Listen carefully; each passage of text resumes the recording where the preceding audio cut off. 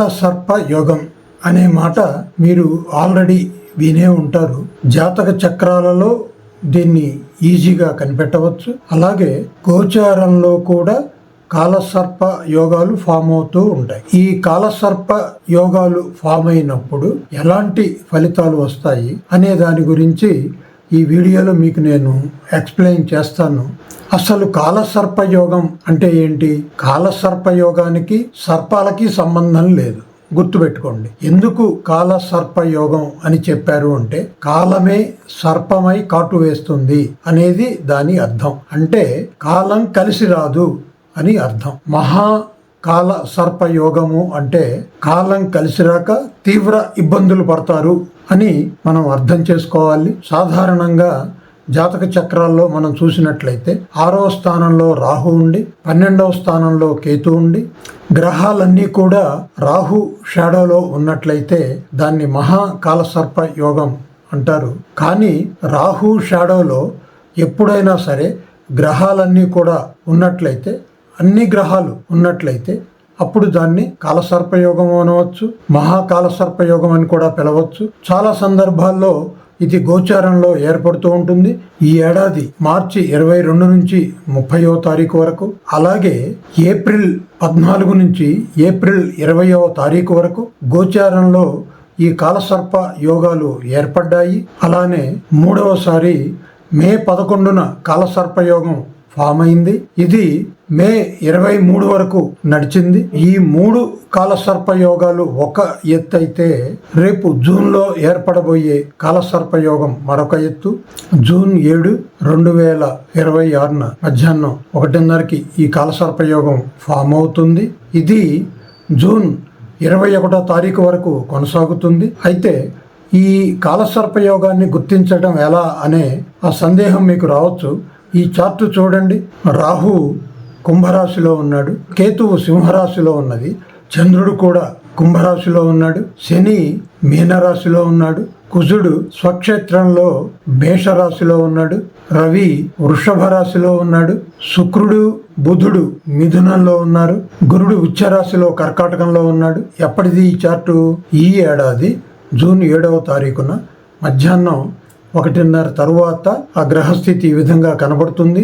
మీరు ఎప్పుడైనా సరే గుర్తుంచుకోండి, కాలసర్పయోగాన్ని గుర్తించటం ఎలా అనే డౌట్ మీకు వచ్చినప్పుడు మీరు ఒక్కటే చూసుకోండి. అన్ని గ్రహాలు కూడా క్లాక్ వైజ్ లో తిరుగుతూ ఉంటే రాహు కేతువులు మటుకు యాంటీ క్లాక్ వైజ్ తిరుగుతారు. ఇప్పుడు కేతువు సింహరాశిలో ఉన్నది, రాహువు కుంభరాశిలో ఉన్నది. అంటే కుంభరాశిలోకి రాహువు మీనరాశిలోంచి వచ్చింది, కుంభరాశిలో ట్రాన్సిట్ అయిన తర్వాత మకరంలోకి వెళ్తుంది. అలాగే కేతువు కన్యా రాశి నుంచి సింహరాశిలోకి వచ్చింది, సింహరాశిలో ట్రాన్సిట్ అయిన తర్వాత కర్కాటక రాశిలోకి వెళ్తుంది. అలా మీరు గుర్తుంచుకోవాలి. అయితే కాలసర్పయోగం అనండి, లేదా దీన్నే కాలసర్పయోగం అనండి, దీన్ని కరెక్ట్ గా చూడటానికి ఆ డిగ్రీలు కూడా మీరు పరిగణలోకి తీసుకోవాలి. అంటే ఇప్పుడు నేను చెప్పిన టైంకి, అంటే జూన్ 7వ తారీఖు మధ్యాహ్నం 1:35 లేదా 1:40 రాహువు ట్రూ మోడ్ లో 8 డిగ్రీల 40 మినిట్లలో ఉంటాడు. కరెక్ట్ గా అదే రోజు చంద్రుడు కుంభరాశిలోకి ప్రవేశించాడు. అంటే ఎప్పుడైతే 8 డిగ్రీల 40 మినిట్లలో ఉన్నాడో Rahu shadow back side form అవుతుంది. అంటే clockwise Rahu shadow form అవుతుంది. రాహు యాంటీ క్లాక్ వైజ్ లో తిరుగుతాడు, కానీ షాడో మాత్రం క్లాక్ వైజ్ లో 180 డిగ్రీలు ఉంటుంది, గుర్తుంచుకోండి. అలాగే కేతు కూడా యాంటీ క్లాక్ వైజ్ ఆర్డర్లో తిరుగుతాడు, కానీ షాడో మటుకు బ్యాక్ సైడ్ అంటే క్లాక్ వైజ్ 180 డిగ్రీలు ఫామ్ అవుతుంది. ఏ జాతక చక్రంలోనైనా సరే మొత్తం 360 డిగ్రీల్లో 180 డిగ్రీలు రాహు షాడో, 180 డిగ్రీలు కేతు షాడో ఉంటుంది. సాధారణంగా మనం న్యాచురల్ జోడియాక్ని పరిగణలోకి తీసుకుంటే 6 రాసులు సోలార్ సైన్స్, 6 రాసులు లూనార్ సైన్స్. సోలార్ సైన్స్ అంటే ఏవి? సింహం, కన్య, తుల, వృశ్చిక, ధనుష్, మకరం.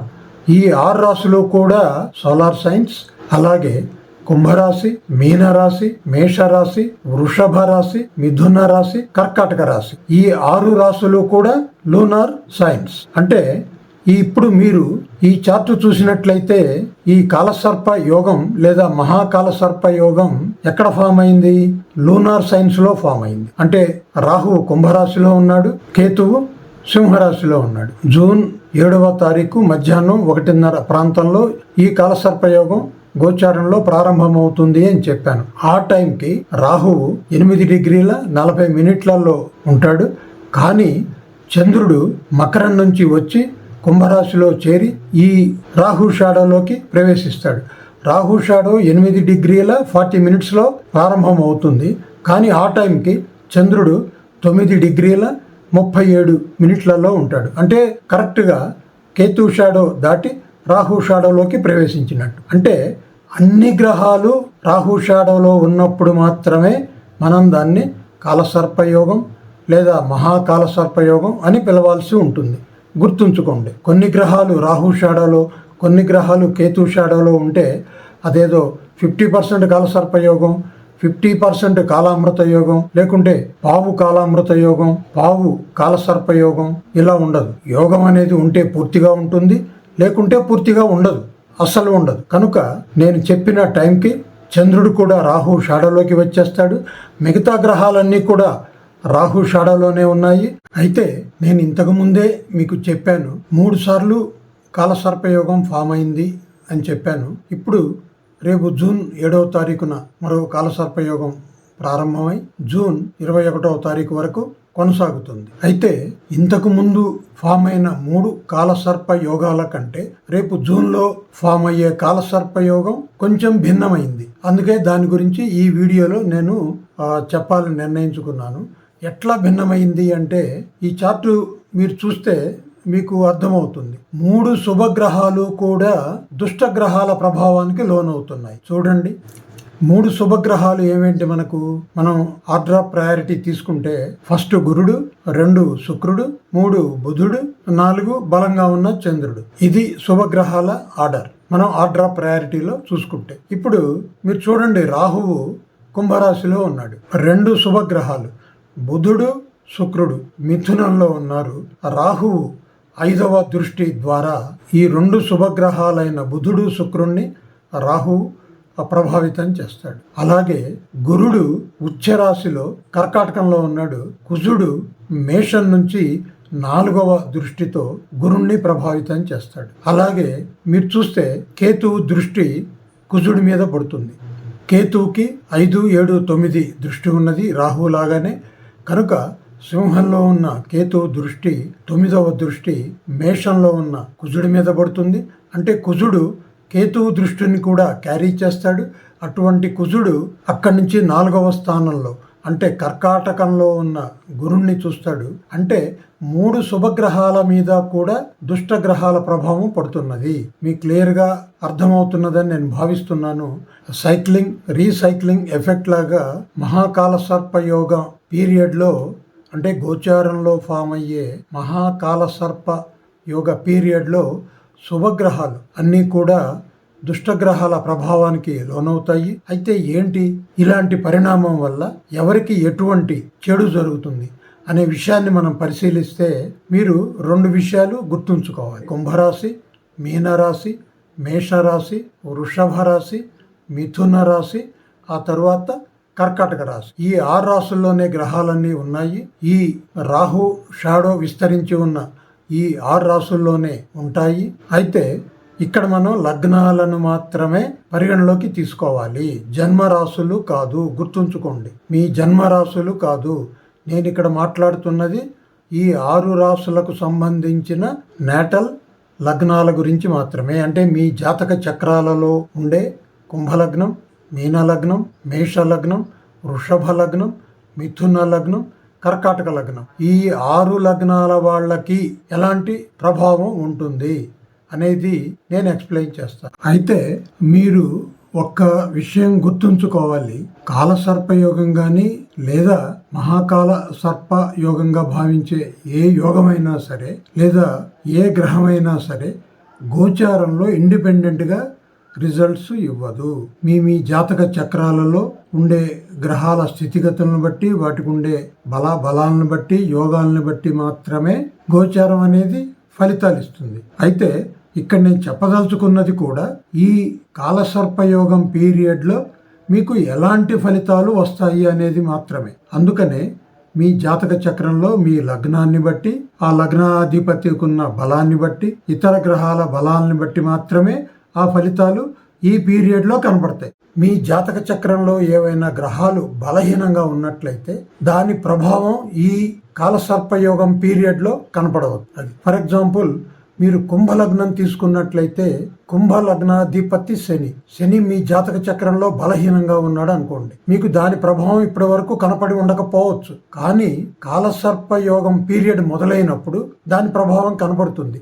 ఎందుకంటే గ్రహాలన్నీ కూడా రాహు షాడోలోకి వెళ్ళిపోతాయి. రాహు అంటే చిమ్మ చీకటి, గుర్తుపెట్టుకోండి. అలానే కేతు అంటే మసక చీకటి. రాహు అంటే చిమ్మ చీకటి, కేతు అంటే మసక చీకటి. మసక చీకటిలో మనం కొంతవరకు తిరగగలం, ఎవరినైనా గుర్తుపట్టగలం, వస్తువులనైనా చూడగలం కొంతవరకు. కానీ చిమ్మ చీకట్లో మనకు అవకాశము ఉండదు, మనం భయపడే అవకాశం ఉంటుంది. ఆ తర్వాత మనకు అర్ధరాత్రి ఎప్పుడైనా రోడ్ల మీద వెళ్తున్నప్పుడు ఒక తాడు లాంటిది కనబడ్డా కూడా దాన్ని మనం పాముగా ఊహించుకునే ప్రమాదం ఉంటుంది.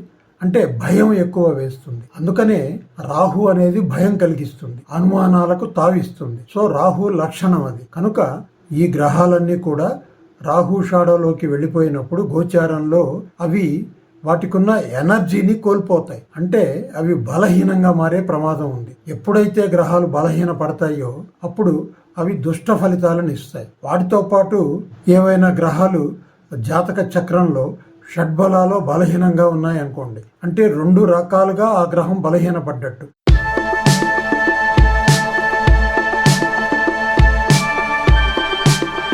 ఉదాహరణకు కుంభలగ్నం తీసుకోండి. కుంభలగ్నాధిపతి శని గనక బలహీనంగా ఉన్నాడు అనుకోండి, మీరు ఆ వ్యాపారంలో ఉన్నట్లయితే అనవసరమైన ఖర్చులకు పోయి వ్యాపారంలో తప్పుడు నిర్ణయాల వల్ల మీరు నష్టపోయే అవకాశం ఉన్నది. మీకు వచ్చే లాభాలు బాగా తగ్గిపోయే ప్రమాదం ఉన్నది. అలాగే మీరు వేరే ప్రదేశాల్లో ఉన్నట్లయితే అక్కడ కొత్త సమస్యలు ఎదుర్కొనే ప్రమాదం ఉన్నది. లేకుంటే మీకు చెప్పుకోలేని సమస్యలు ఉన్నట్లయితే అవి ఇప్పుడు అందరికీ చెప్పుకునే పరిస్థితి వచ్చే ప్రమాదం ఉంటుంది ఈ పీరియడ్లో. అలాగే కుంభలగ్న జాతక చక్రాలలో గురుడు బలహీనంగా ఉన్నట్లయితే ఈ పీరియడ్లో మీ విలువ తగ్గే అవకాశం ఉన్నది. ఇతరుల దృష్టిలో మీరు పల్చనయ్యే ప్రమాదం ఉన్నది. ఈ కాలసర్పయోగ పీరియడ్లో మీరు అనుకున్న ఆ ప్రాజెక్టులు కానివ్వండి, ఇనిషియేటివ్స్ కానివ్వండి, ముందుకు పోయే పరిస్థితి ఉండకపోవచ్చు. ఎప్పుడు గురుడు గనక బలహీనంగా ఉన్నట్లయితే. నేను చెప్పేవన్నీ కూడా కండిషనల్.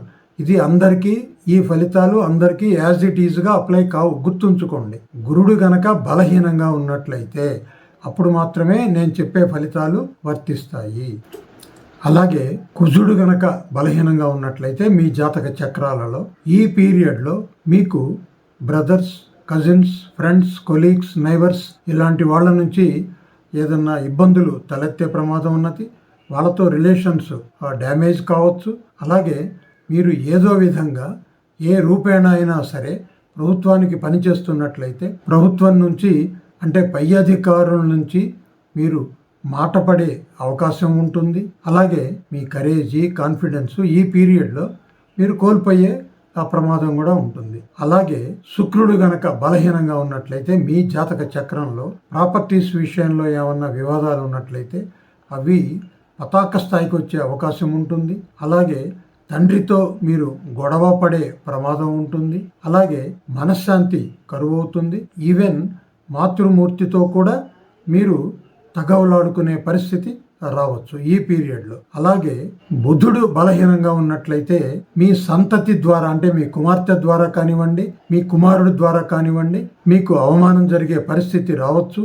లేదా మీరు ఏదన్నా బెట్టింగ్ యాక్టివిటీస్కి, గ్యాంబ్లింగ్కి, రేస్ కోర్సులు లాంటివి ఇలాంటి వాటికి మీరు అలవాటు పడి ఉన్నట్లయితే మీరు భారీగా నష్టపోయే ప్రమాదం కూడా ఉంటుంది ఈ పీరియడ్లో. అలాగే చంద్రుడు గనక మీ జాతక చక్రంలో బలహీనంగా ఉన్నట్లయితే అటువంటి జాతకులు పరిపూర్ణ ఆరోగ్యవంతులైతే చిన్న చిన్న ఆరోగ్య సమస్యలను ఎదుర్కోవచ్చు ఈ పీరియడ్లో. లేదా ఆల్రెడీ చిన్న చిన్న ఆరోగ్య సమస్యలు ఉన్నట్లయితే అవి అగ్రవేట్ అయ్యి అవి పెద్ద అనారోగ్య సమస్యలుగా మారే పరిస్థితులు కూడా తలెత్తవచ్చు.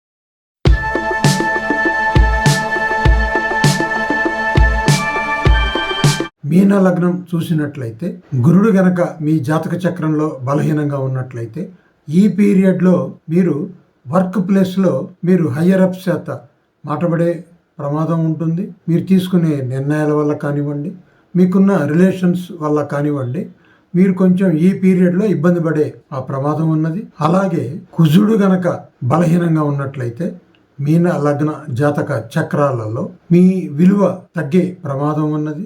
మిమ్మల్ని ఇతరులు చులకనగా చూసే ఆ పరిస్థితి తలెత్తవచ్చు.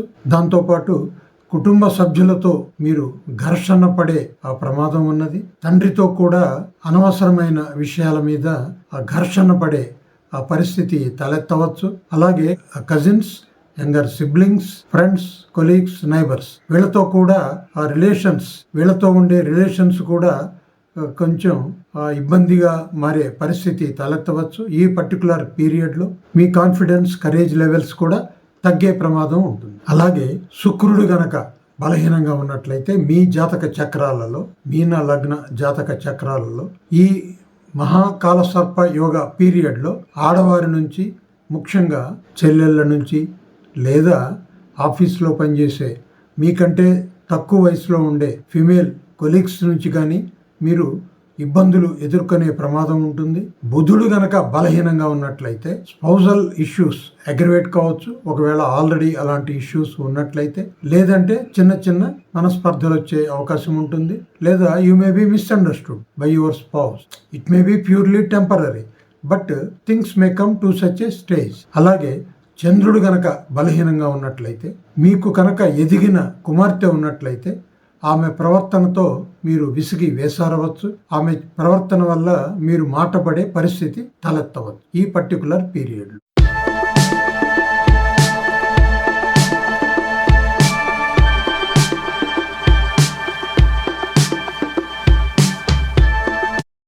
మేష లగ్నం జాతక చక్రాలలో కుజుడు గనక బలహీనంగా ఉన్నట్లయితే జాతకులు ఎవరికైతే అప్పులు ఇస్తారో వాళ్లతో ఈ పీరియడ్ లో గొడవలు పడే ప్రమాదం ఉన్నది. లేకుంటే వాళ్ళు ఎవరి దగ్గర అయితే అప్పులు తీసుకుంటారో వాళ్లతో తగదాబడే అవకాశం ఉన్నది. అలాగే శని గనక బలహీనంగా ఉన్నట్లయితే ఈ కాలసర్పయోగ పీరియడ్ లో ఏదైనా చిన్న చిన్న అనారోగ్య సమస్యలు తలెత్తవచ్చు. అంతేకాకుండా భూ వివాదాలకు సంబంధించిన ఇష్యూస్ ద్వారా కొత్త తలనొప్పులు రావచ్చు. మేషలగ్న జాతక చక్రాలలో గురువు గనక బలహీనంగా ఉన్నట్లయితే జాతకులు ఈ పీరియడ్ లో రాంగ్ నిర్ణయాలు తీసుకొని ధర్మం తప్పే అవకాశం ఉన్నది. అంటే సాంప్రదాయాలకు విరుద్ధంగా, సంస్కృతికి విరుద్ధంగా చేయకూడని పనులు చేయవచ్చు. అలాగే ప్రభుత్వం నుంచి కూడా వీళ్ళకి కొన్ని తలనొప్పులు వచ్చే అవకాశం ఉన్నది. ప్రభుత్వం నుంచి కూడా వీళ్ళకి ఇబ్బందులు కలగచ్చు. మేష లగ్న జాతక చక్రాలలో శుక్రుడు గనక బలహీనంగా ఉన్నట్లయితే ఈ కాలసర్పయోగ పీరియడ్ లో స్పౌజల్ ఇష్యూస్ తలనొప్పిగా మారచ్చు. మిగతా గ్రహ పరిస్థితులను బట్టి ఈ విషయాలు పతాక స్థాయికి కూడా చేరచ్చు. అలాగే బుధుడు కనుక బలహీనంగా ఉన్నట్లయితే స్పోర్ట్స్, అడ్వెంచరస్ ఫీల్డ్స్ ఇలాంటి రంగాలతో సంబంధం ఉన్నవాళ్ళు ఫెయిల్యూర్స్ ఫేస్ చేస్తారు. అలాగే బ్రదర్స్, సిస్టర్స్, కజిన్స్, ఫ్రెండ్స్ వీళ్ళతో ఏవైనా ఇబ్బందులు కూడా కొని తెచ్చుకునే ప్రమాదం ఉన్నది. అలాగే చంద్రుడు గనక బలహీనంగా ఉన్నట్లయితే వీళ్ళు ఏదో ఒక సాకుతో తల్లితో గొడవ పడవచ్చు, తల్లిని దుర్భాషలాడే పరిస్థితి తలెత్తవచ్చు. అలాగే చెయ్యకూడని పనులు చేయాలి అనే ధోరణితో వీళ్ళు ఒక ముందు చూపు అనేది లేకుండా కొన్ని రాంగ్ డెసిషన్స్ తీసుకునే ప్రమాదం ఉన్నది.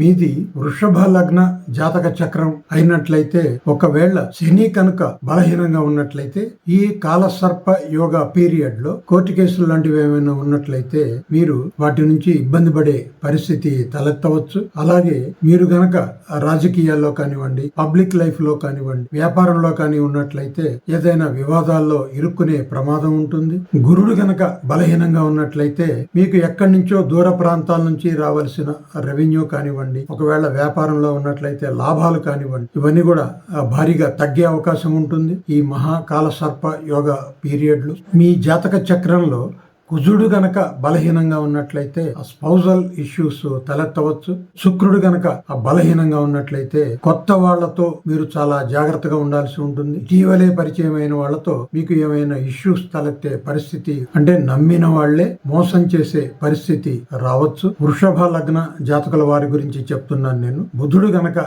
బలహీనంగా ఉన్నట్లయితే కుటుంబంలోని పిల్లలతో కానివ్వండి, మిగతా కుటుంబ సభ్యులతో కానివ్వండి, ఇబ్బందులు తలెత్తే ఆ పరిస్థితి వస్తుంది. వాళ్ళ వల్ల మీ విలువ తగ్గిపోయే పరిస్థితి కూడా రావచ్చు. చంద్రుడు గనక బలహీనంగా ఉన్నట్లయితే ఈ పర్టికులర్ పీరియడ్లో మీకంటే చిన్న వయసులో ఉన్న ఆడవారి నుంచి మీకు అనుకోని సమస్యలు ఎదురయ్యే పరిస్థితి ఉంటుంది.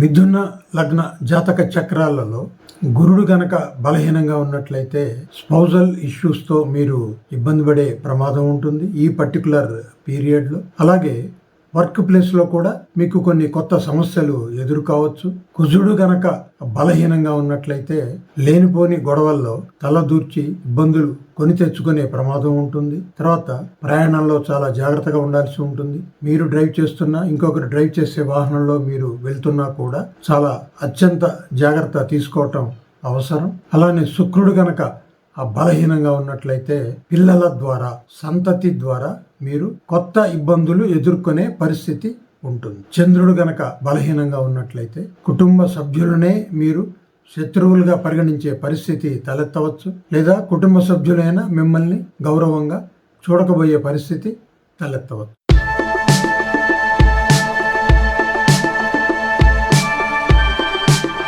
కర్కాటక లగ్నం కనుక మనం చూసుకున్నట్లయితే శని గనక అత్యంత బలహీనంగా ఉన్నట్లయితే ఇటువంటి జాతకులకు అనారోగ్య సమస్యలు వచ్చే ఆ పరిస్థితి ఉంటుంది. ఒకవేళ స్పౌజల్ ఇష్యూస్ ఉంటే బయట వారి చేత కూడా మాటబడే ప్రమాదం ఉంటుంది. ఆ కారణంగా ఒకవేళ గురుడు గనక బలహీనంగా ఉన్నట్లయితే బాడీలో ఉండే బ్యాడ్ కొలెస్ట్రాల్ ద్వారా ఉండే సమస్యలు ఇప్పుడు బయటపడే పరిస్థితి ఉంటుంది.